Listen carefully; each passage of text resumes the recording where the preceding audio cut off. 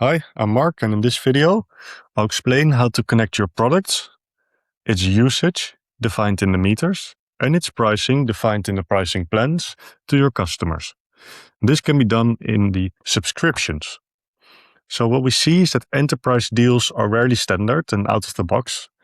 So discounts, commitments, and bespoke terms are usually resulting in manual invoicing, which is something we don't want. Solvimon's subscription feature make sure that these bespoke terms are inserted as configurations. Let's take a look at Desk, how this actually works. So within Desk, we go to the subscriptions menu and we can add a subscription. Let's do this together.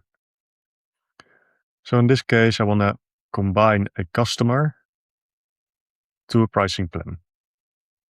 So let's say we want Neymar Jr. He's going to take a subscription starting the 1st of August. And the initial term is 1 year. Now I want this term to automatically be renewed with another year. So the renewal period is a year and it auto-renews. Now we need to select a pricing plan. And in this case, I want to make sure that Neymar Jr.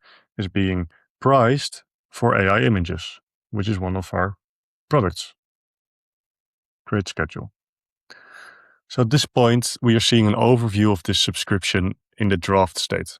So on the left, you'll see the customer. On the right, you see the billing entity, and below you're seeing an overview of what we've just configured. So in this case, we see schedule 1, which is basically the first version, starting on the 1st of August 2026. We see the overview of the pricing plan, which is linked to the products. Products are consisting of revenue items, and there the pricing is shown. On the right hand side, we see an overview of the terms and the prices.